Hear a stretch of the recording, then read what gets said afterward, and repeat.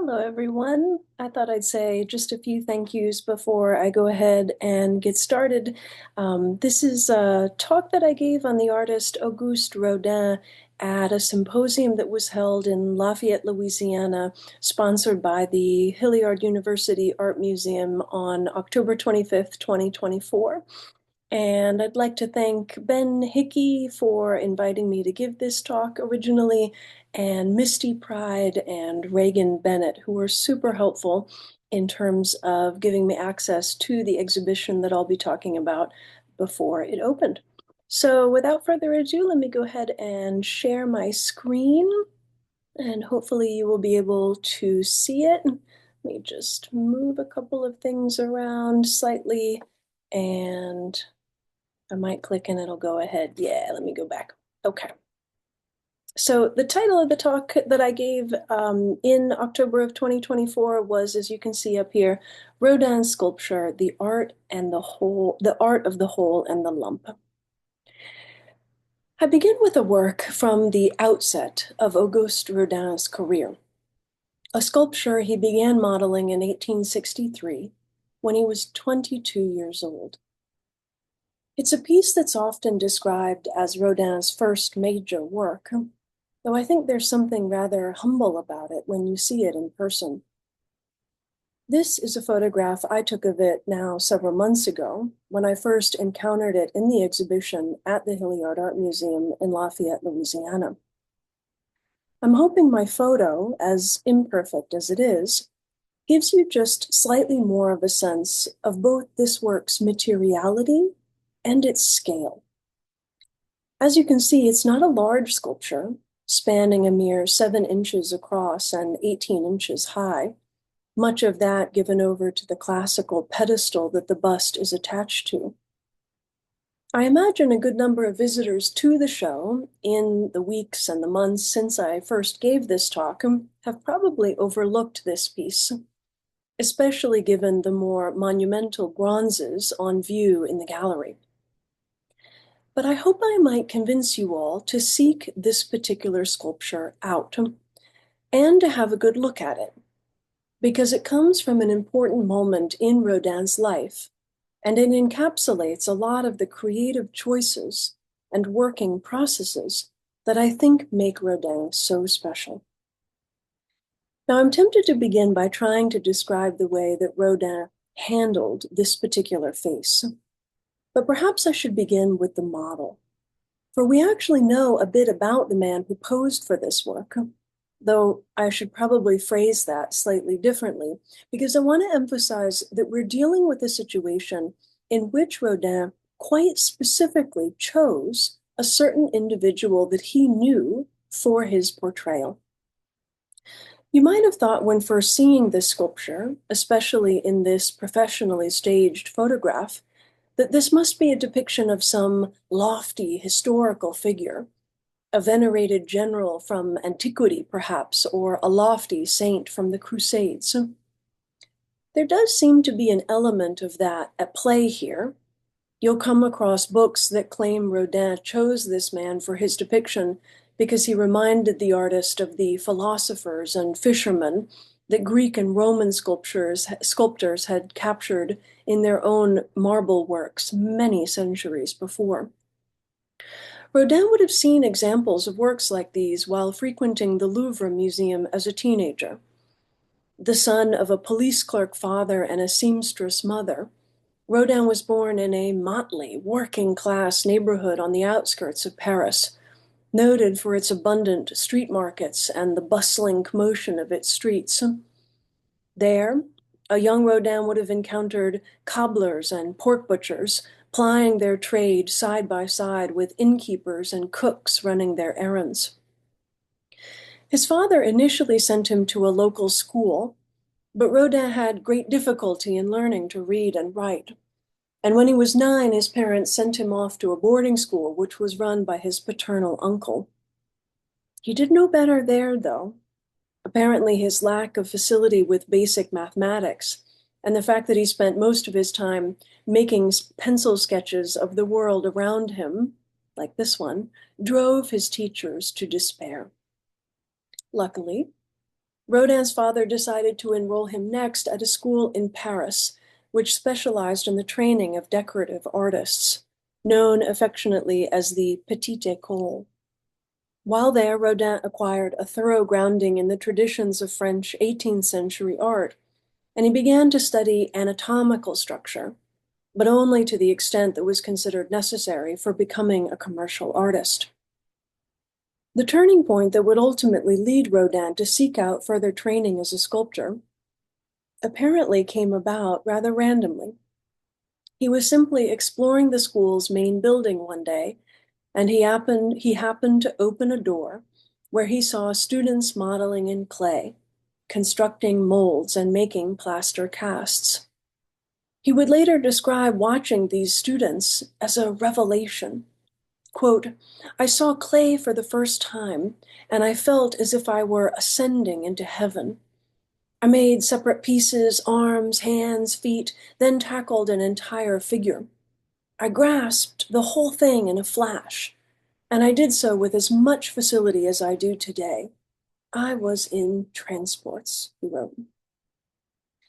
As a result of this experience, Rodin became determined to enter the more prestigious École des Beaux-Arts, then the preeminent training ground for painters and sculptors who hoped to become professional artists. But his hopes were continually dashed. 3 times I competed for entrance, Rodin would later write. 3 times I was refused. From then on, it became a matter of cobbling together the training he needed to succeed. The Louvre and its treasures became vital to the young Rodin, but it wasn't the only place he visited. He could frequently be found wandering the Bibliothèque Impériale, and he started studying animal anatomy at the Museum of Natural History in the 5th arrondissement. From 1858 to 1862, he worked for a number of different craftsmen and ornamentalists, before finally settling into his own studio in 1864. It was in this space, which was actually a stable in Paris's 5th arrondissement, that Rodin worked on the sculpture with which I began, the so-called Mask of the Man with the Broken Nose. Rodin had met the man who posed for the work in his neighborhood. He was a handyman known around the quarter as BB. He made a meager living doing odd jobs for the artists who lived there. You could engage him to run various errands for you or to sweep out your studio if you had the means. Looking at the sculpture that Rodin ultimately produced, I think it's striking how interested the young artist was in capturing the ways that time and various life experiences had ravaged BB's features. Rodin took great care in modeling deeply incised grooves in the man's forehead, and he didn't shy away from capturing the receding nature of his hairline or the combination of puffy and sunken skin that characterized the area around BB's eyes. He also seems to have worked hard to accurately capture the handyman's long broken nose. It's portrayed with such force and honesty that you can almost imagine the blow that marred the man's face in this way.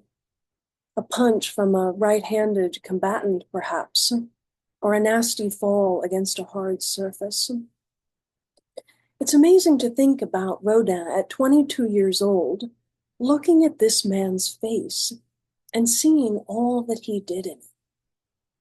Now, this might be slightly indulgent, but let me reinforce this sense of how young Rodin was when he made this sculpture by showing you a photograph of him that was taken not long before he began the work.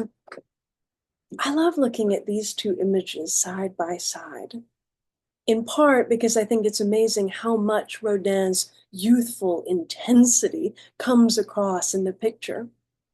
Seated before the camera's lens, Rodin is all furrowed brow and concentrated gaze, his hair cropped short as he hunches slightly forward in his workman's smock. The determination in Rodin's eyes stands in contrast to BB's rather vacant stare, but there is a congruence of some sort between them.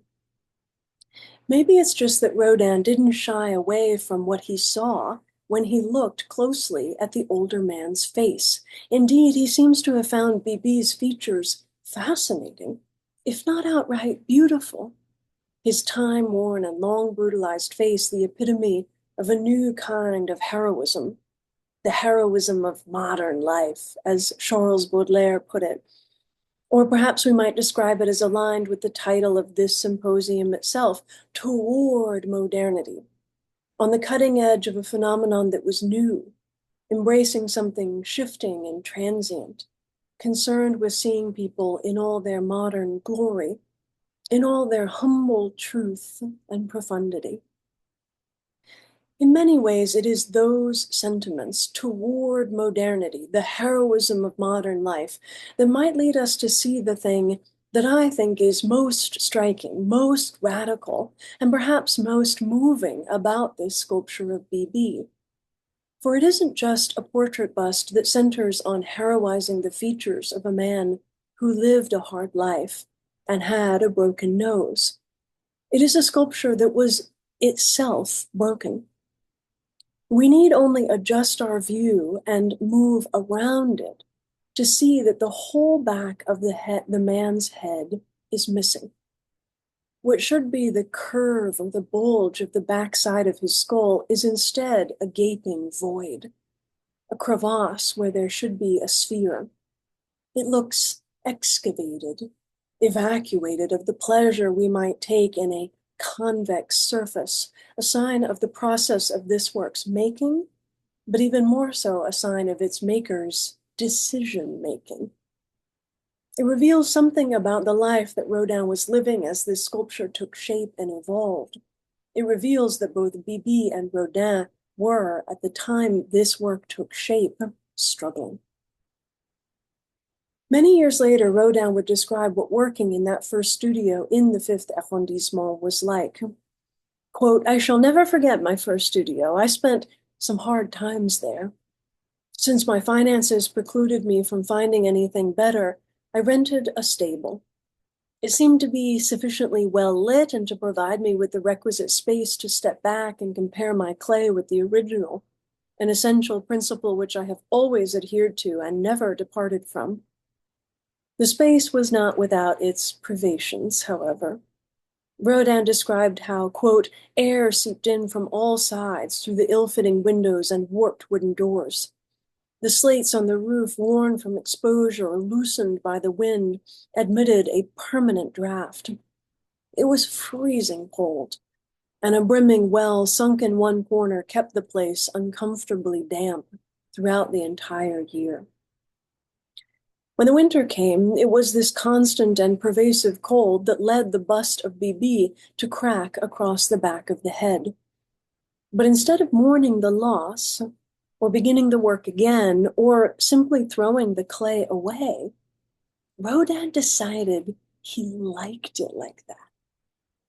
Even more than 2 decades later, he would declare that, quote, that mask determined all my future work. Ever since, I have tried to see my works from all possible points of view and to draw them in every one of their aspects. I have kept that mask before my mind in everything I have done. I have never succeeded in making a figure as good as that one. I think this quote is so significant.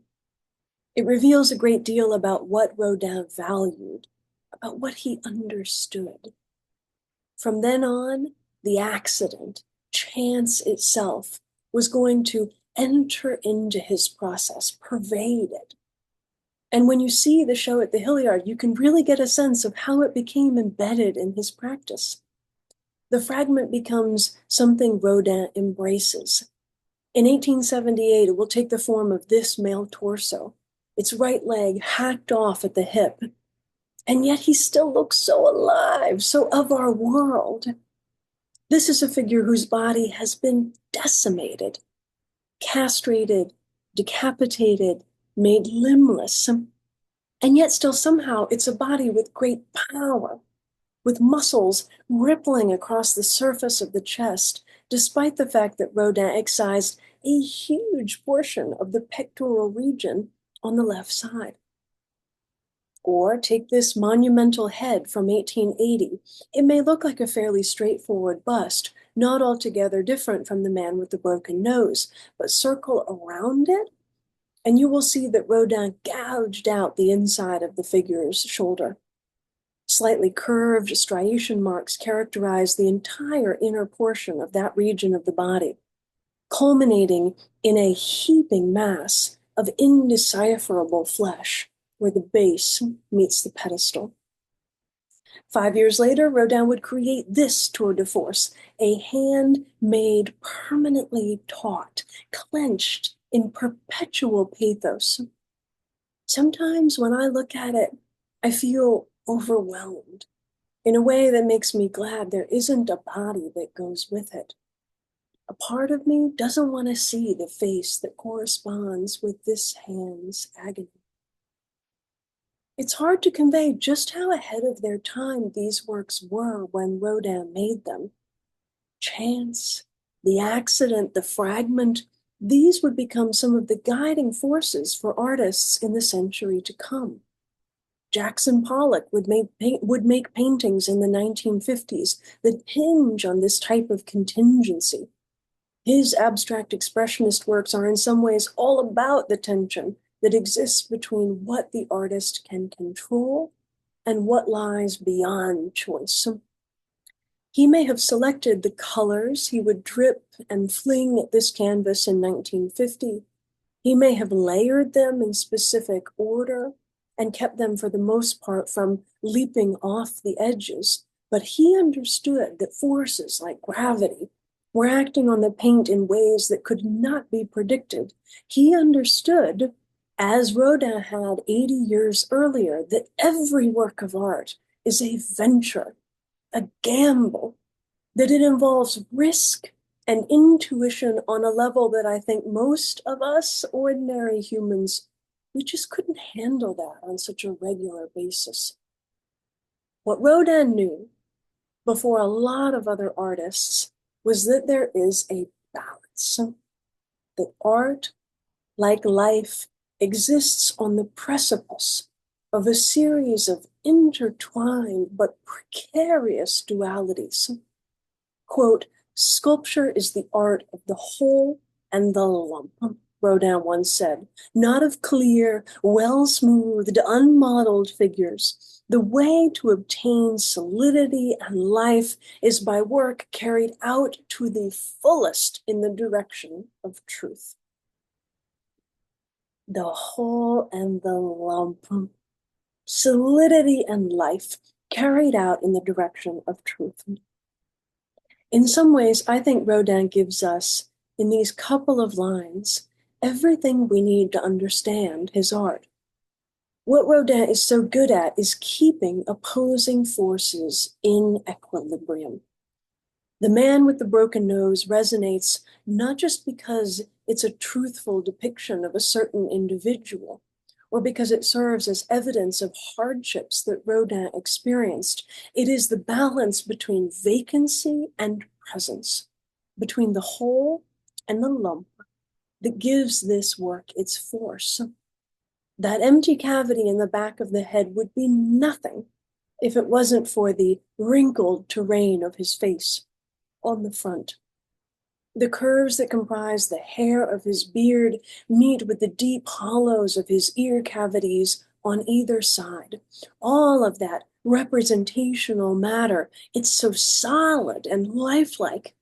But then Rodin pulls the rug out from under us. He reveals instantly, painfully, this is not a face at all. It's not a man we can ever really know. Reality turns out to be a mere mask, a veneer. Quote, all that is solid melts into air, Marx wrote in 1848. All that is holy is profaned, and man is at last compelled to face with sober senses his real conditions of life and his relations with his kind. It doesn't get any more toward modernity than that. And, as you might imagine, the world wasn't ready for any of what Rodin was doing any more than they were ready for Marx. He faced so much rejection in the early years of his career. denied a place at the École des Beaux-Arts, the man with the broken nose not accepted for exhibition at the big Paris Salon in 1865, his submissions to create monuments dedicated to the defense of Paris in 1879, all rejected. But he just kept at it. He spent several years living and working in Belgium, carrying out decorative work on various monuments and public buildings. He scraped together enough money to travel to Italy, where the works of Michelangelo and Donatello set his mind ablaze. Slowly but surely, he found his way. In 1880, he received his first major government commission to design the doorway that would become known as the Gates of Hell. That same year, he was able to exhibit a plaster version of his St. John the Baptist at the Paris Salon. And in 1885, when he was 43 years old, the city of Calais in northern France finally commissioned Rodin to produce a monument that would commemorate an event that had taken place during the 100 Years' War. This monumental sculpture would come to be known as the Burghers of Calais. And I want to spend the time I have left focusing on just a few aspects of it, because we are very lucky to be able to see it in Lafayette like this right now. And yet again, I think looking closely at specific pieces in the show will prove revealing in terms of understanding Rodin as both an artist and a man. The event that Rodin was commemorating here was one that centered on the heroism of 6 citizens of Calais, who volunteered during a siege that took place in 1347 to bring the keys to the city's medieval gates to Edward III of England. In exchange, the king agreed that he would end the blockade that had prevented food from entering the city for 100 days. Rodin chose to portray the moment that the group of citizens, called burghers because of their status as leaders in the community, assembled to begin their march toward the city gates. With nooses around their necks and the keys in their hands, each man is reckoning with the surrender they have volunteered for and the execution that will likely await them. It is a fascinating work, devastating, beautiful, harrowing. Again, we see Rodin make use of his notion that sculpture is the art of the whole and the lump. He gives us gaping mouths and sunken eye sockets, ears that look like they descend into caverns, nostrils that flare wide with tragic fury. But then he juxtaposes those elements with the bulging of muscles, the rippling of fabric across shoulder blades, wrist bones, knuckles, clavicles, ears, a whole topography of anguished physicality. Lumpen and sunken, concave and convex, inner and outer worlds colliding in the form of bronze. It's easy to think that all this must have come to Rodin effortlessly, that he was some sort of natural in terms of technical capabilities. But the show at the Hilliard makes it beautifully clear just how much work went into creating this monument. If you keep an eye out for it, you will see on view in the gallery is a little work with a label that reads "The Burghers of Calais First Maquette." This is the small preliminary model that Rodin submitted to the Municipal Council of Calais in order to earn the commission to produce the full monument. You can see that in this initial iteration, Rodin was planning to keep the figures contained together, linked by a rope and elevated triumphantly on a pedestal. The maquette earned him the commission, but the council demanded that he produce a second maquette, this time 1/3 the final size, and they insisted that he submit it prior to the completion of the monument. In the exhibition, you can see one of these second maquette figures, which portrays the second burgher to volunteer, a man named Jean d'Air. He was known to have been greatly respected and a very wealthy citizen. He had 2 beautiful daughters as well. Rodin shows him holding the keys to the city on a cushion. His arms are straight, his torso rigid. Already, you can see the distance Rodin had traversed in the course of a year. Gone are the heads held high from that first maquette. The sense of a mass of common solidarity was replaced by the isolation of each individual. What had originally been conceived as a single pedestal for all of the men had now become a unique and disjointed base for each individual. But Rodin's work was still not done. He insisted on creating full-scale nude versions of each figure in the group as well. And you can see one example of that practice if you again seek out the figure of Jean Dare among the group when you first enter the gallery. So much work, so much study, all in an effort to transform these medieval heroes into modern men whom we might recognize and see something of ourselves in. I want to close with one last Rodin quote, something he said in a conversation with a protege about the burghers of Calais. Quote, "I have not shown them grouped in a triumphant apotheosis. Such a glorification of their heroism would not have corresponded to anything real. On the contrary, they are still questioning themselves to know if they have the strength to accomplish the supreme sacrifice. Their soul pushes them onward, but their feet refuse to walk.